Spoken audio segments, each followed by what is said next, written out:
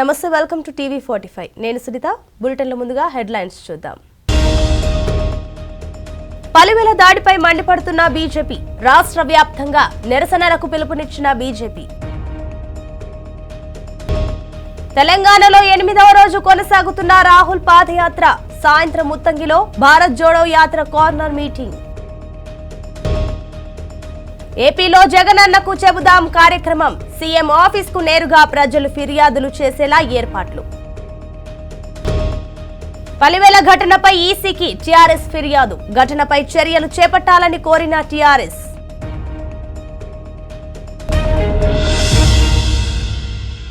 Right, Munugode ఉప ఎన్నికల ప్రచారంలో భాగంగా చివరి రోజైన టీఆర్ఎస్ బీజేపీ శ్రేణుల మధ్య ఘర్షణ చోటు చేసుకుంది. మునుగోడు మండలం పలివేలలో చోటు చేసుకున్న ఈ ఘటనపై కేంద్ర ఎన్నికల సంఘానికి టీఆర్ఎస్ ఫిర్యాదు చేసింది. ఘర్షణకు కారకులైన వారిపై కఠిన చర్యలు తీసుకోవాలని టీఆర్ఎస్ ఎన్నికల సంఘాన్ని కోరింది. పలివేలకు వచ్చిన బీజేపీ ఎమ్మెల్యే ఈటెల కాన్వాయ్పై టీఆర్ఎస్ శ్రేణులే దాడి చేశాయంటూ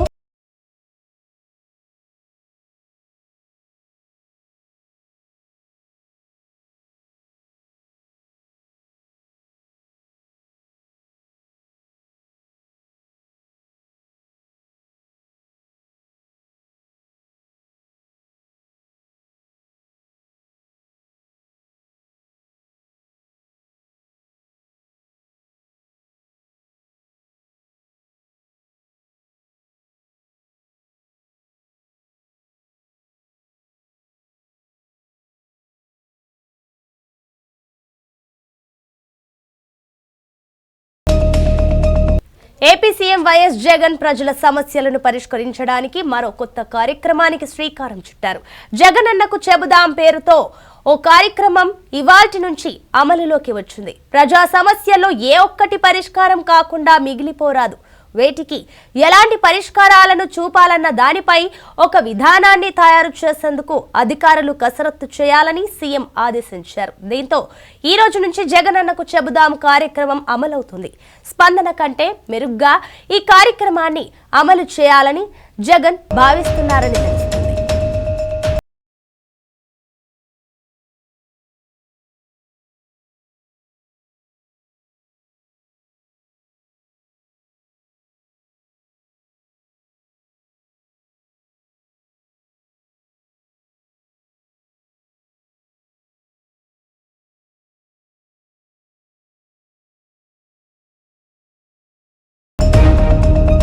ఏపీలో ముందస్తు ఎన్నికలపై మంత్రి బొత్స సత్యనారాయణ ఆసక్తికర వ్యాఖ్యలు చేశారు. రాష్ట్రంలో అసలు ముందస్తు ఎన్నికల ప్రస్తావన ఉండదని, ఏపీలో సాధారణ ఎన్నికల్లో జరుగుతాయని ఆయన స్పష్టం చేశారు. చివరి వరకు అధికారంలో ఉంటామని, గెలిస్తే మరో 5 ఏళ్లు కొనసాగుతామని ఆయన అన్నారు. టీడీపీ, జనసేన పార్టీలు కలుస్తాయని మొదటి నుంచి తాము చెబుతూ వచ్చామని, ఇప్పుడు అదే జరిగిందని చురకలు అంటించారు. వైసీపీ కాపు నేతల సమావేశంలో పవన్ కళ్యాణ్ ను విమర్శించలేదని స్పష్టం చేశారు. దాంతోపాటు రాజకీయంగా, సామాజికంగా ఈ మధ్యకాలంలో ఇంక ఎన్నికలు దగ్గరికి వస్తున్న తరుణంలో ఏదైతే గత వారం రోజుల కింద మరి వచ్చిన ఒక సెలబ్రిటీ పార్టీ ఏ రకంగా అసభ్యమైన మాటలు మాట్లాడారు, ఏ రకంగా సభ్య సమాజం తలదించుకున్నట్టు మాట్లాడారు, అలాగే మా సమాజం గురించి, ఆ సమాజంలో సంబంధించిన మా శాసనసభ్యుల గురించి కానీ, మమ్మల్ని గురించి కానీ ఏ విధంగా అయితే మాట్లాడారో ఆ విషయాన్ని కూడా తీవ్రంగా ద్వంద్వంగా మరి దాన్ని ఖండిస్తున్న విషయాన్ని కూడా ఈ సందర్భంగా తెలియజేస్తున్నాను. ఇవాళ వీటితో పాటు ఇంకా సామాజిక అభివృద్ధి చెందడానికి ఏ ప్రభుత్వం ఏ నిర్ణయాలు అయితే తీసుకుంటే బాగుంటుందో, ఏ కార్యక్రమాలు ఇక ముందు చేస్తే బాగుంటుందో ఇవన్నిటిని కూడా చర్చించుకున్నాం. ఒక కార్యాచరణ రూపొందించుకున్నాం. దాన్ని ముఖ్యమంత్రి గారి దృష్టికి తీసుకెళ్ళి అవన్నీ కూడా చేస్తే ఇంకా సంతోషంగా, ఇంకా హాయిగా, ఆర్థికంగా, సామాజికంగా, మరి విద్యాపరంగా, వైద్యపరంగా అన్ని రకాలుగా మరి మా సామాన్యం బాగుంటుంది అనే విషయాల్ని మరి సభ్యులు ఎవరు చెప్పిన అంశాలన్నింటినీ కూడా క్రోడీకరించుకొని త్వరలోనే ఈ అంశాన్ని మన ముఖ్యమంత్రి గారు తీసుకెళ్ళాలని కూడా నిర్ణయించుకున్నాం. దీంతోపాటు ఇంకా త్వరలోనే మరి విజయవాడలో ఈరోజు శాసనసభ్యులు, పార్లమెంట్ సభ్యులు, శాసనమండలి సభ్యులమే ఈరోజు సమావేశం. అలా కాకుండా కాపు సమాజానికి సంబంధించిన ఎవరైతే ఇంకా ఉన్న నామినేట్ పోస్టుల్లో కానీ లేదు ఇంకా మైలుగా ఉన్న వాళ్ళు కానీ జిల్లా పరిషత్ చైర్మన్గా ఉన్న వాళ్ళు కానీ అంతర్ ప్రజాప్రతినిధులతో మళ్ళీ విస్తృత సమావేశాన్ని ఏర్పాటు చేయాలనే విషయాన్ని కూడా మరి అక్కడ కాలేజీ విషయాన్ని కూడా నిర్ణయించుకున్నాం. త్వరలోనే ఆ తేదీని కూడా ప్రకటిస్తామనే విషయాన్ని కూడా తెలియజేస్తున్నాం. కాంగ్రెస్ పార్టీ నూతన అధ్యక్షుడిగా ఇటీవలే పదవి బాధ్యతలు చేపట్టిన మల్లికార్జున ఖార్గే భారత్ జోడో యాత్రలో పాల్గొన్నారు. ఈ సందర్భంగా ఖార్గేకు రాహుల్ గాంధీ ఆత్మీయ ఆహ్వానం పలికారు. రాహుల్ యాత్రలో భాగం కావడం సంతోషంగా ఉందన్నారు మల్లికార్జున ఖార్గే. మోదీ సర్కారు ఆర్ఎస్ఎస్ దేశాన్ని విచ్ఛిన్నం చేస్తున్నాయని ఆయన ఆరోపించారు. ప్రజల మధ్య విద్వేషాలు, హింస రేకెత్తిస్తున్నాయని మండిపడ్డారు. హైదరాబాద్ మహానగరం మత సామరస్యానికి ప్రతీక అని మల్లికార్జున్ ఖార్గే అన్నారు.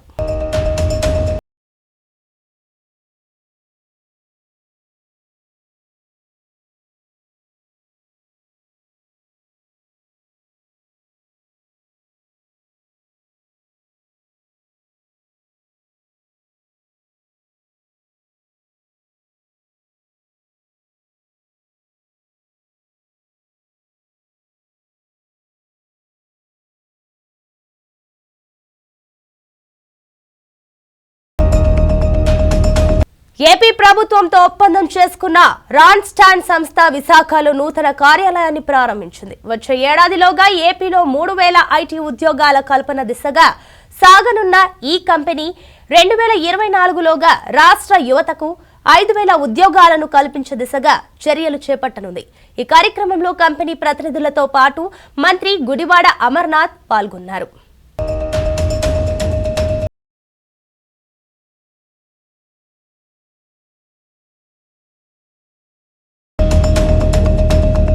రైట్, ఇక మునుగోడు ఉప ఎన్నిక నేపథ్యంలో బీజేపీ ఎమ్మెల్యే ఈటెల రాజేందర్ కాన్వాయ్పై దాడి చేసిన ఘటనపై ఆయన ఆగ్రహం వ్యక్తం చేశారు. ఉప ఎన్నికల్లో గెలవలేమనే భయంతోనే తమపై దాడులు చేశారని ఆయన మండిపడ్డారు. టీఆర్ఎస్ నేతలు పల్లా రాజేశ్వర్ రెడ్డి, పెద్ది సుదర్శన్ సమక్షంలోనే ఈ దాడులు చేశారని చెప్పారు. మునుగోడులో ప్రజలు ఇచ్చే తీర్పుతో టీఆర్ఎస్ చెంప చెల్లుమనడం ఖాయమని అన్నారు. ఇలాంటి చిల్లర వేషాలు టీఆర్ఎస్ కు కొత్తేమీ కాదని విమర్శించారు. ఈ ఘటనపై పోలీసులు చర్యలు తీసుకోవాలని డిమాండ్ చేశారు.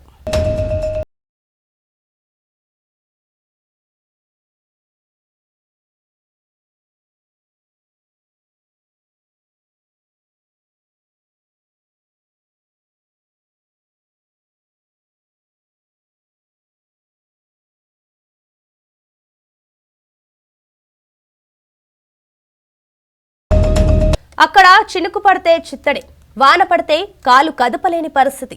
ఇదెక్కడో మారుమూల ప్రాంతం కాదు. ఆంధ్రప్రదేశ్ స్మార్ట్ సిటీల జాబితాలో మొదటి స్థానం సంపాదించిన కాకినాడలోని ప్రస్తుత పరిస్థితి. అత్యంత నివాసయోగ నగరాలలో 4వదిగా పేరు తెచ్చుకున్న కాకినాడ మురికి కుంపంలో చిక్కుకుంది. నగరం నడిబొడ్డున ఉన్న కాకినాడ కార్పొరేషన్ కార్యాలయం మెయిన్ రోడ్లే చెరువులను తలపిస్తుంటే మిగిలిన లోతట్టు ప్రాంతాలు ఎలా ఉన్నాయో మీరే చూడండి. ఒకప్పటి ఉమ్మడి తూర్పుగోదావరి జిల్లా కేంద్రమైన కాకినాడ 2015లో స్మార్ట్ సిటీగా అవతారమెత్తింది. రిటైర్ అయిన వారు ఇక్కడే స్థిరపడాలని కోరుకోవడంతో పెన్షనర్స్ ప్యారడైజ్ గా పేరుగాంచింది కాకినాడ. ప్రస్తుత కాకినాడ జనాభా సుమారు 5 లక్షల పైమాటే. మంచి రోడ్లు, సువిశాలంగా ప్రణాళికాబద్ధంగా ఉండే నగరం. అలాంటిది ఇప్పుడున్న కాకినాడను చూసి జనం చిరాకు పడుతున్నారు. సముద్ర తీరం కావడంతో అల్పపీడన ప్రభావాలతో ఇక్కడ వర్షపాతం పెరిగిందనే చెప్పుకోవాలి. అయితే సరైన డ్రైనేజీ వ్యవస్థ లేకపోవడంతో గంట వాన కురిస్తే ఇక ఒక పూటంతా ఆ ప్రభావం కాకినాడ వాసులు అనుభవించాల్సిందే. రోడ్లపై నిలిచిపోయిన నీటితో ప్రజలు ఇబ్బందులు గురి కావాల్సిందే. ప్రవాహం లేని డ్రైనేజీల నుంచి మురుగునీరు బయటకు వచ్చి వర్షపు నీటితో కలిసిపోతుంది. కాకినాడ నగరంలో నిత్యం రద్దీగా ఉండే Bhanugudi, cinema road, main road, Jagannathapuram, Sambamurthy Nagar, మసీదు సెంటర్ తో పాటు లోతట్టు ప్రాంతాలు మురికి కూపంగా మారుతున్నాయి. అంతేకాకుండా ప్రధాన కార్యాలయాలైన కలెక్టర్ ఆఫీస్, మున్సిపల్ కార్పొరేషన్ కార్యాలయంతో పాటు నగరంలోని స్కూల్స్ దగ్గర వాన నీరు నిలిచిపోవడంతో అధికారులు, విద్యార్థులు ఇబ్బంది పడవలసిందే.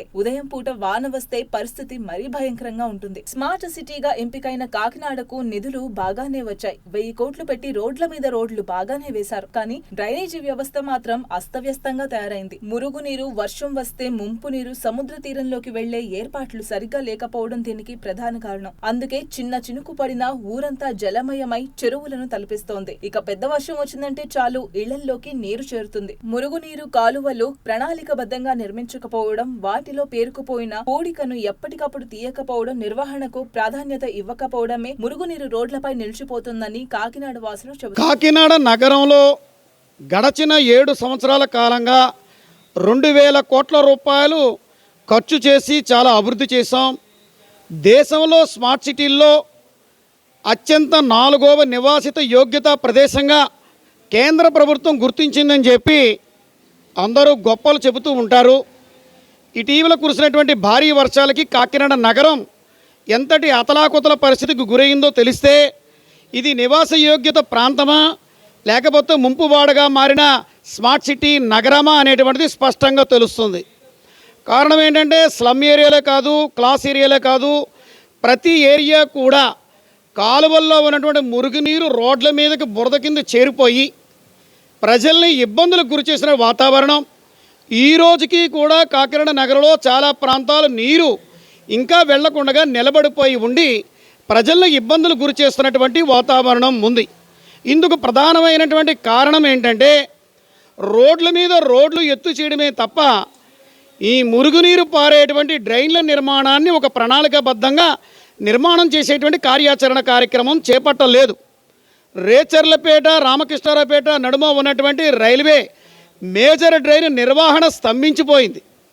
అట్లాగే ఇంద్రపాలెం లాకుల దగ్గర ఉన్నటువంటి ఉప్పుటేరులో మేడలైన అక్రమ వంతెనల నిర్మాణాల కారణంగా ఆ గోదావరి కెనాలు, ఏలేరు కెనాల్ నుంచి వచ్చేటువంటి జలాలు సక్రమంగా ఉప్పుటేరులకు ప్రవహించే పరిస్థితి లేక రోడ్ల మీదకి వచ్చేటువంటి వాతావరణం వచ్చింది.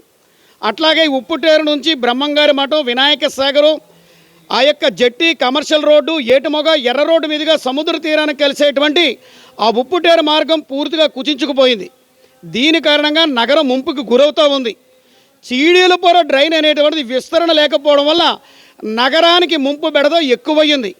పీడబ్ల్యూడీ కాలువల యొక్క పునరుద్ధరణ చర్యలు లేకపోవడం వల్ల నగరానికి మేలైన సౌకర్యాలు లేక ముంపు బెడద మరింతగా పెరిగింది. ఈ రైల్వే ట్రాక్ను కింద ఉన్నటువంటి ఆ ఇరుకైనటువంటి కలవట్టులు 60 ఏళ్ల కిందట నిర్మాణం అయినాయి. ఈరోజు జనాభా పెరిగింది, వాడకం పెరిగింది, వాటి విస్తరణ చేసేటువంటి ప్రక్రియ లేకపోవడం వలన ముంపు బెడద తీవ్రతరమైంది. Kakinada main road, cinema road, అనేకమైనటువంటి ప్రధాన రహదారులు, ఆర్ఎండ్బి క్రాస్, మేజర్ కలవట్లు ఉన్నాయి.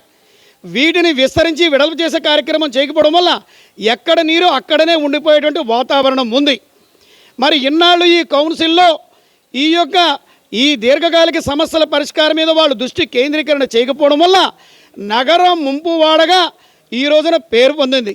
కాబట్టి జిల్లా కలెక్టర్ కృతిక్ శుక్లా గారు స్పెషల్ ఆఫీసర్గా ఉన్నారు. కాబట్టి భవిష్యత్తులో ఈ నగరం ముంపుకి గురి కాకుండా ఉండాలి అంటే రోడ్ల మీద రోడ్లు ఎత్తు చేయడం మానేసి మురుగునీరు పారేటువంటి డ్రైన్ల నిర్మాణానికి ఈ ఉప్పుటేరు, చీడీలపొర, పీడబ్ల్యూడీ కాలువ, ఆర్ఎండ్బి క్రాస్ కలవట్లు, రైల్వే కలవట్లు ఈ యొక్క అభివృద్ధి చేసి పునరుద్ధరణ చేసేటువంటి చర్యలకు వారు పూనుకుంటే నగరం బాగుపడేటువంటి అవకాశం ఉంటుంది.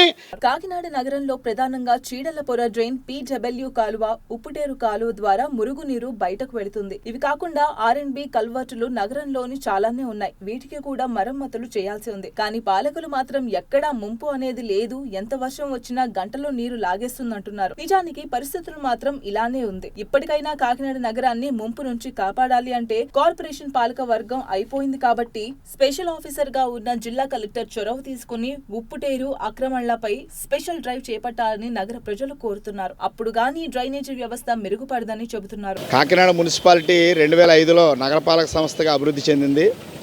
2015లో కేంద్ర ప్రభుత్వం ప్రతిష్టాత్మకంగా ప్రకటించిన స్మార్ట్ సిటీల 20 జాబితాల్లో ఒక నగరంగా ఎంపిక అవ్వడం కూడా చాలా సంతోషపడ్డారు అందరూ. కానీ ప్రస్తుతం జరుగుతున్న పరిస్థితి ఏమిటంటే చిన్నపాటి వర్షానికే కాకినాడ విపరీతంగా మునిగిపోతుంది. జిల్లా కలెక్టర్ కార్యాలయం, మున్సిపల్ కార్యాలయం, సినిమా రోడ్డు, అనేక వీధులు జలమయమైపోతున్నాయి. కొంతమంది అనొచ్చు వర్షం వస్తే నీళ్లు నిలబడవా, కొద్దిసేపు తర్వాత అవి ఖాళీ అయిపోతుంది కదా అని. కానీ వాస్తవం అలా జరగడం లేదు. చిన్నపాటి వర్షానికి నీళ్లు నిలబడిపోతున్నాయి. వర్షం వచ్చి వెలిసిపోయిన తర్వాత గంటల తరబడి అనేక ప్రాంతాలు పట్టణంలో ముప్పుకు గురవుతున్నాయి. దీనికి కారణం ఏంటంటే స్మార్ట్ సిటీలో శానిటేషన్ మీద పెట్టాల్సినంత శ్రద్ధ పెట్టడం లేదని అర్థమవుతుంది. చెత్త సేకరణ మీద ఉన్నటువంటి శ్రద్ధ డ్రైనేజ్ క్లీనింగ్ మీద లేదు. వేసవి కాలంలో అన్ని డ్రైన్లు పూడికలు తీయించుకుంటే కొంతవరకు పరిష్కారం అవుద్ది.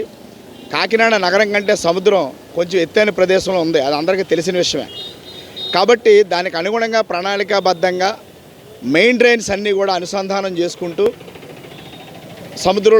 సముద్ర పాయల్లో ఈ డ్రైనేజ్ వాటర్ కలిసే విధంగా అవకాశాలు ఉన్నాయి కాకినాడలో. అందుకు కావాల్సింది ఏంటంటే రోడ్డు మీద రోడ్లు వేయడం, మెయిన్ రోడ్లు, ఉన్నత తరగతుల వారు జీవించే ప్రాంతాల అభివృద్ధి మీద దృష్టి పెట్టారు. కానీ మొత్తంగా ముంపు సమస్య పరిష్కారానికి చిత్తశుద్ధిగా కాకినాడ నగరంలో ప్రణాళిక కానీ ఆచరణ కానీ లేదని అర్థమవుతుంది. ఇక్కడ స్మార్ట్ సిటీలో చాలా విషయాలు చెప్పారు. శానిటేషన్ చాలా బాగుండాలా, నిరంతరం విద్యుత్తు, నిరంతరం వాటర్ సప్లై, ట్రాఫిక్ అంతరాయం లేకుండా ఉండడం, పాఠశాలలు బాగుండాలి, వైద్యం బాగుండాలి, ఇలా చాలా రకాల అంశాలు ఉన్నాయి. కానీ ఏదైనా మున్సిపాలిటీ అయినా నగరపాలక సంస్థ అయినా కీలకం శానిటేషన్ సిబ్బంది సరిపోవడం లేదు. వాస్తవానికి చెత్త సేకరణ మీద, యూజర్ ఛార్జీల మీదే అధికారులు ఎక్కువ దృష్టి పెడుతున్నారు. దయచేసి ముంపు సమస్య మీద దృష్టి పెట్టి పరిష్కారం చేయాలని విజ్ఞప్తి చేస్తున్నాం. జిల్లాలో కాకినాడ సిటీలో డ్రైనేజీ వ్యవస్థ అస్తవ్యస్తంగా ఉంది. కొద్దిపాటి వర్షం పడితే డ్రైనేజీ నిండిపోతుంది, రోడ్లు నిండిపోతున్నాయి. ఆ నిండిపోయి రోజుల తరబడి ఉండిపోతున్నాయి. కాకినాడ సిటీలో కొన్ని ప్రాంతాల్లో జస్ట్ 2 hours వర్షం పడితే దానికి 4 days, 5 days, 6 days పాటు నీరు నిలిచిపోయి ఉండిపోతూ ఉంది. చాలా పెద్ద సమస్య కింద తయారైంది. అసలే పరిస్థితి ఇలా ఉంటే వర్షాలేమో ఈ సీజన్లో ఇతర జిల్లాలతో పోల్చుకుంటే ఇక్కడ అదనంగా పడింది. ఈ సీజను ఇలా వర్షాలు పడతాయని చెప్పి గవర్నమెంట్కి తెలుసు, ఇక్కడున్న పాలక యంత్రాంగానే తెలుసు. కోస్తా జిల్లాల్లో సెప్టెంబర్ 30 వరకు నైరుతి ఋతుపవనాలు ఉంటాయి. సెప్టెంబర్ 30 దాటిన తర్వాత డిసెంబర్ వరకు తుఫాన్ల వల్ల వర్షాలు వచ్చేటువంటి అవకాశం ఉంటుంది. అంటే కోస్తా జిల్లాల వరకును. ఇవన్నీ ప్రతి ఏడాది తెలిసిన ఏ అంచనాలు ఉన్నదే. కాబట్టి ముందు జాగ్రత్తలు తీసుకోవాలి. ఏ జాగ్రత్తలు తీసుకోకుండా గాలిలో దీపం పెట్టి దేవుడని ఇదే భారం అన్నట్టుగా ఉంది. అందుకని నా విజ్ఞప్తి ఏంటంటే డ్రైనేజ్ వ్యవస్థని ఆధునీకరించండి, డబ్బులు కేటాయించండి. కేటాయింపు చేసిన ప్రతి రూపాయిని కూడా సక్రమంగా వినియోగం అయ్యేటట్టుగా చూడండి. అలా చేస్తే కొంచెం నగరం ఊపిరి పీల్చుకుంటుంది, శానిటేషన్ మెరుగుపడుతుంది, దోమలు తగ్గే అవకాశం ఉంటుంది. ఇప్పుడు జిల్లాలో ఎక్కడ చూసినా డెంగీ, టైఫాయిడ్, ఇతరత్ర ఎన్ని విజృంభిస్తున్నాయి. ఏదేమైనప్పటికీ కాకినాడ సిటీకి ఎప్పటి నుంచో తీరని కోరికగా మిగిలిపోయిన డ్రైనేజీ వ్యవస్థను మెరుగుపరిచి వర్షపు నీరుతో పాటు అనేక రోగాల బారి నుండి కాపాడాలంటూ కాకినాడ వాసులు కోరుకుంటున్నారు. రైట్, ఇక డీటెయిల్స్ చూస్తే గిరిజన గురుకుల పాఠశాల క్లాస్ రూమ్ లో మలవత్ శైలేంద్ర అనే 8వ తరగతి విద్యార్థి అనుమానాస్పద స్థితిలో మృతి చెందాడు. ఈ ఘటన సంగారెడ్డి జిల్లా జిన్నారం మండలంలో చోటు చేసుకుంది. సమాచారం అందుకున్న పోలీసులు ఘటనపై కేసు నమోదు చేసి దర్యాప్తు చేపట్టారు. ఇబ్రహీం తాండాకు చెందినట్లుగా పోలీసులు గుర్తించారు.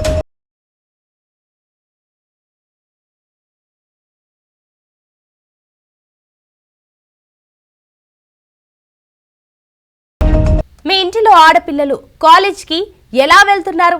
కాలేజ్ బస్లోనా, సర్వీస్ ఆటోల్లోనా? మీరు గమనిస్తున్నారా? ఈ ప్రశ్న చిన్నది, కానీ సమాధానం మాత్రం మన బిడ్డ భవిష్యత్తు అంత పెద్దది.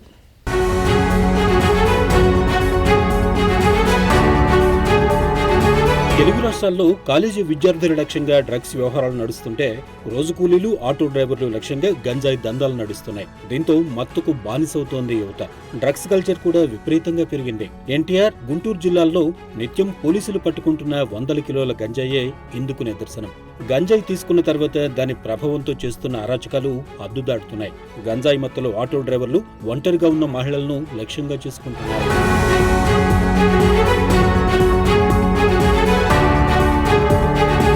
గన్నవరం మండలం కేసరపల్లి గ్రామానికి చెందిన ఓ మైనర్ బాలిక గన్నవరం చైతన్య కళాశాలలో ఇంటర్ చదువుతోంది. ఆ బాలికను టార్గెట్ చేసిన ఆటో డ్రైవర్ ప్రతిరోజు కళాశాల వద్ద దించుతూ పరిచయాన్ని పెంచుకున్నాడు. రోజులాగే తన స్నేహితుడితో కలిసి కళాశాలకు వెళ్తున్న మైనర్ బాలికను ఆటోలో ఎక్కించుకున్నాడు. ఆటోలో గ్యాస్ అయిపోయిందని గన్నవరం నుంచి ఉంగుటూరుకు తీసుకెళ్తూ ఆ మైనర్ బాలికతో అసభ్యకరంగా ప్రవర్తించడమే కాకుండా బాలికను తీవ్రంగా కొట్టడంతో బాలిక కేకలు వేసింది. కేకలు విన్న స్థానికులు ఆటోను వెంబడించారు. ప్రమాదాన్ని గుర్తించిన విద్యార్థిని ఒక్కసారిగా భయంతో ఆటోలో నుంచి దూకేసింది. దీంతో తీవ్ర గాయాల పాలైంది.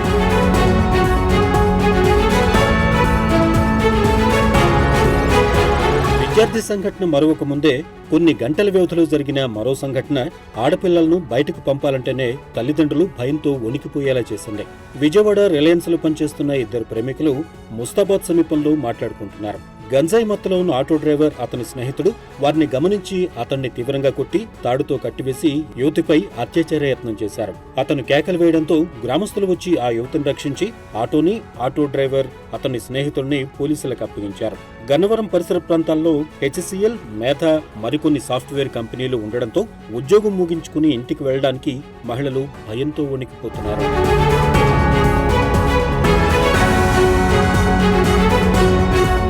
నగరంలోని జీహెచ్ఎంసీ ప్రధాన కార్యాలయంలో ఓ పారిశుద్ధ్య కార్మికురాలు ఆత్మహత్య యత్నంకు పాల్పడింది. కార్యాలయ ఆవరణలో పెట్రోల్ పోసుకొని ఆత్మహత్య చేసుకునేందుకు ప్రయత్నించడంతో ఆ మహిళను సెక్యూరిటీ సిబ్బంది అడ్డుకున్నారు. నగరంలోని జియాగూడ ప్రాంతానికి చెందిన లక్ష్మికి జీతం సరైన సమయంలో ఇవ్వకుండా సూపర్వైజర్ వేధింపులకు గురి చేయడంతో మనస్తాపానికి గురై ఆత్మహత్య యత్నంకు పాల్పడినట్లు బాధితురాలు తెలిపింది.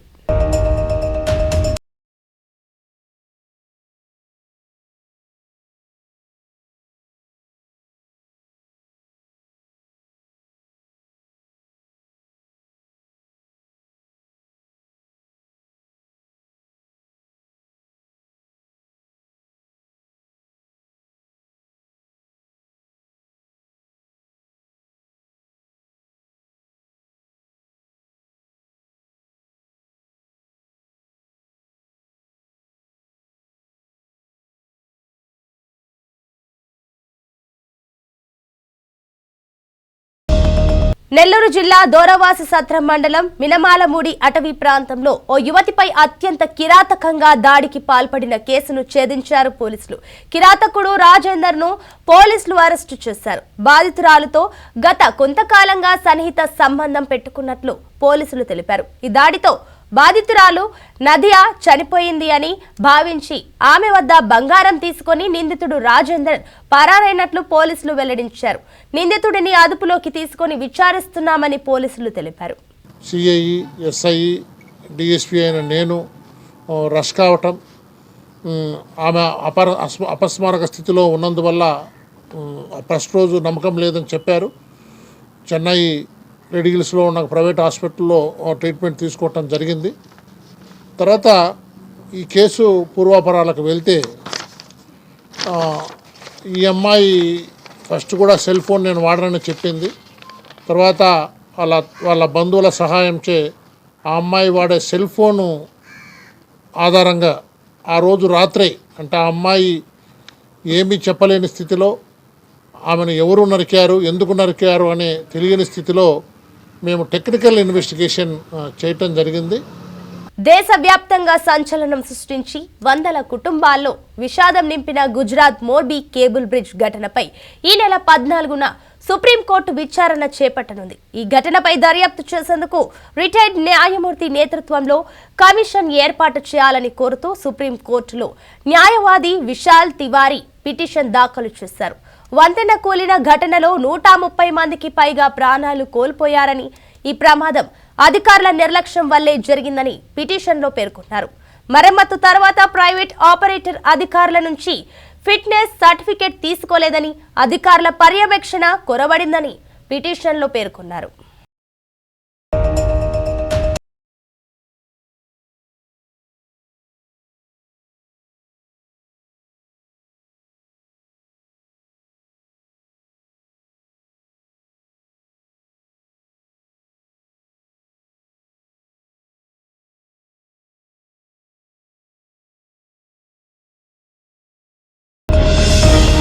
రైట్, ఇక డీటెయిల్స్ చూస్తే దేశంలో జీఎస్టీ వసూళ్లు మరోసారి భారీగా నమోదయ్యాయి. అక్టోబర్ నెలలో 151,718 కోట్లు వసూలైనట్లు కేంద్ర ఆర్థిక మంత్రిత్వ శాఖ తెలిపింది.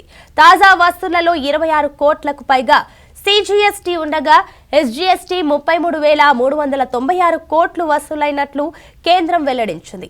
ఐజీఎస్టీ కింద 81,000 కోట్లు, 10,000 కోట్లు సెస్సుల రూపంలో వసూలైనట్లు పేర్కొంది. గతేడాదితో పోలిస్తే వసూళ్లు 16.6% పెరిగాయని తెలిపింది. ఇక తెలుగు రాష్ట్రాలలో ఈ ఏడాది 3,579 కోట్లు వసూలైనట్లు కేంద్రం తెలిపింది.